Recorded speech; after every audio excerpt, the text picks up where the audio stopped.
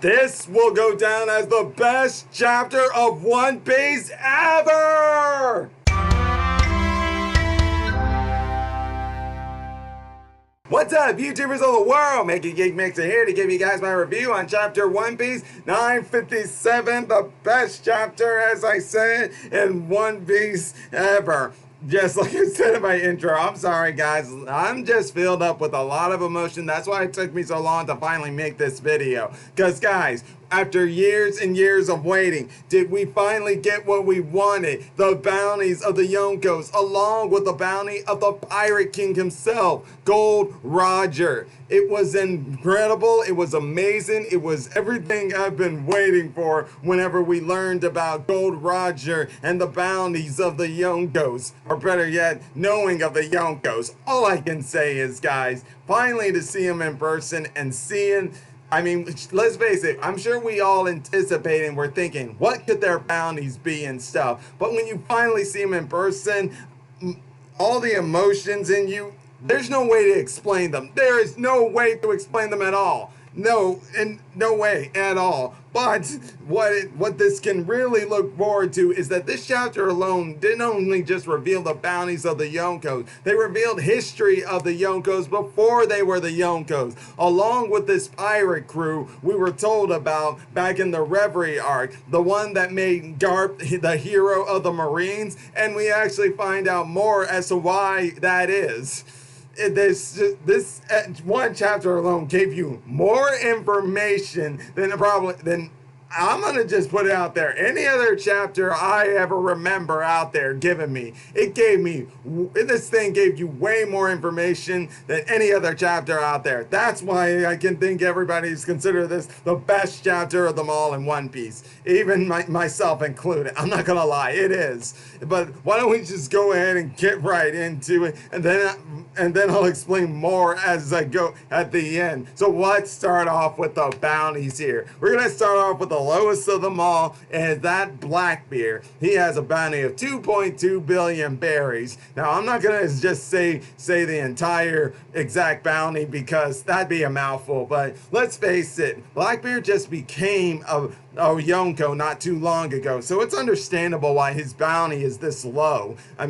I mean, sure, does that mean he's not as big of a threat? No way, by any means, no way. He is still a major threat. Let's face it, 2 devil fruits, and him and his crew going out there taking out anyone else who has devil fruit powers and stealing it for themselves, you need to watch out for that guy. Even Shanks is being wary of that guy.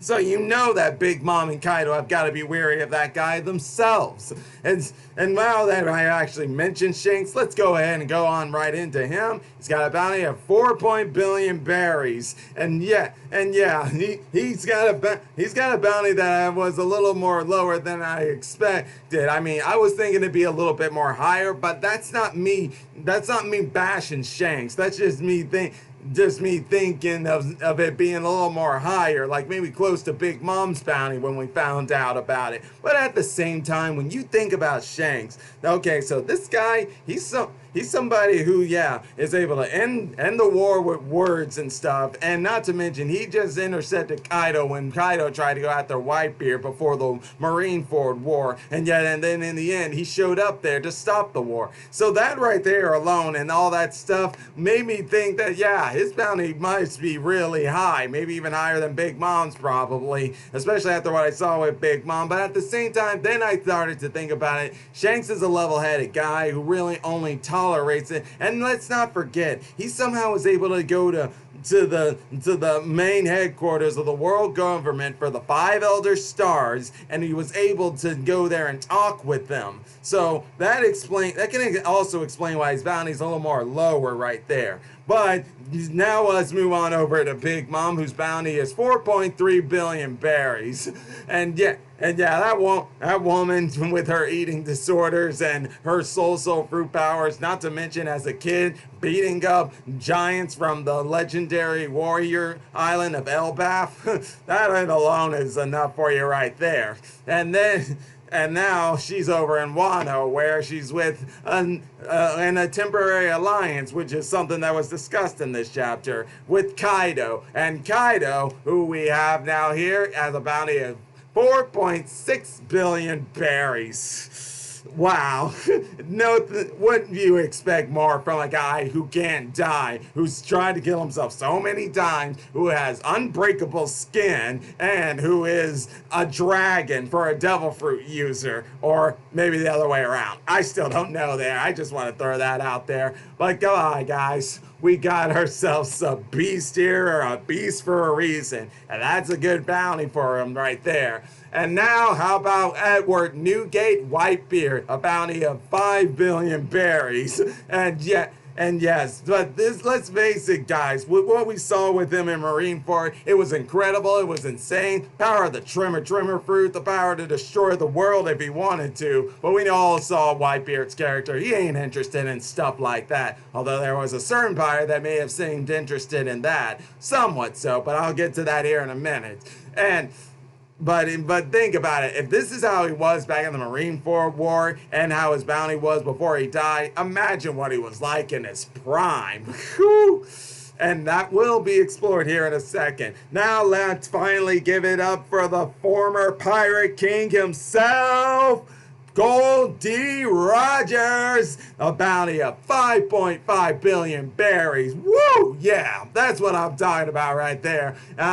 Now, I've got to admit, I was waiting for this for so long, and to finally see how high that bounty is like a dream come true for us to be like, this day has finally come to us. It is beautiful to see this bounty. And now we go on into why his bounty is so big. Well, it all deals within his past of his journey to becoming king of the pirates, obviously. But I think it all started with a pirate crew that was before...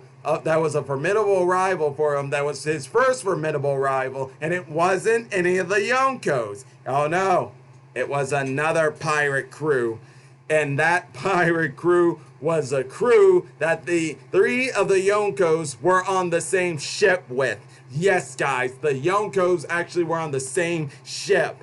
They worked together on the same ship before they all went their separate ways and became the Yonkos. And those people are Big Mom, Kaido, and Whitebeard. They sailed under the ship of this pirate crew that was a formidable rival for Roger before they became his formidable rivals when he finally went on his final voyage to become the Pirate King. And it wasn't just those 3. There was also other famous notorious pirates, like Golden Lion Shiki. Yes, he was on that ship too. So you guys are gotta be wondering, how is it possible that these Yonkos could have been on the same ship? Who can control a pirate, three or 4 powerful pirates like that went off there on their own, became way big threats afterwards? Well, the answer is simple, guys. Now, first off, the name of this pirate crew was the Rocks Pirates, and they were mentioned to us back in the Reverie arc, like I said earlier.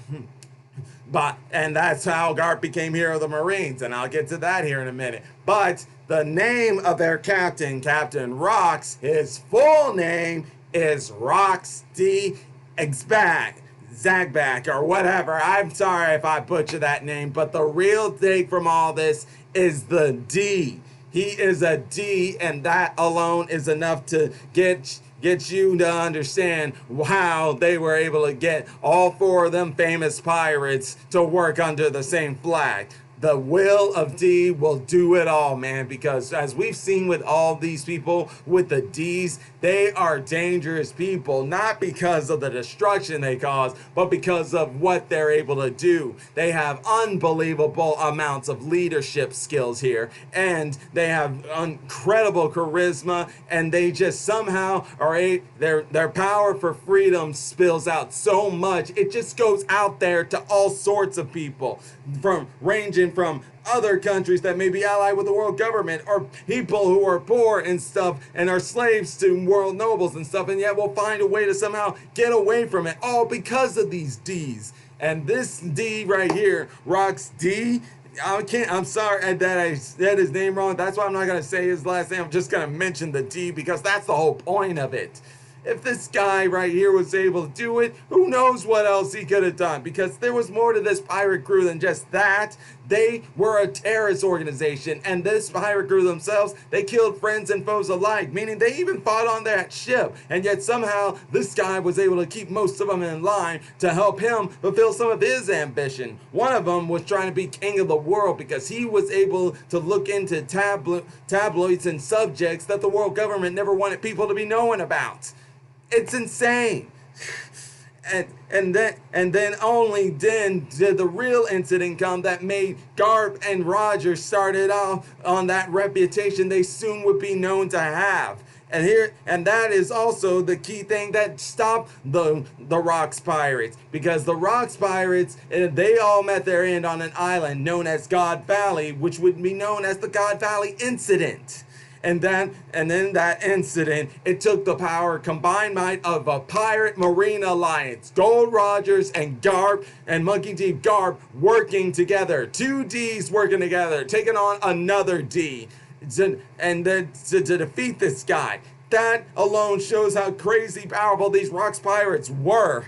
And there's no way that Roger and Garp didn't come out of this without casualties of their own. Well, one casualty in particular is for Garp and knowing why he went there and his mission. It was something he despised because it turns out he doesn't even like talking about the Rocks Pirates incident. Why? Well, because he had to go there to rescue people he despises, that being the Celestial Dragons. Celestial Dragons and slaves were kidnapped on that island by the Rocks Pirates, and he had to go there and rescue them. This shows you that while Garp may be a part of the Marines, he's not blind to the world. He knows how messed up this world is, and to be under the control of the scumbags like the world nobles, because he admits that's what they are, scumbags. And he just hated his morality and just hated the fact they had to help scumbags like that. And I can't disagree with them. Who would be proud in the fact that they had to help people they hate?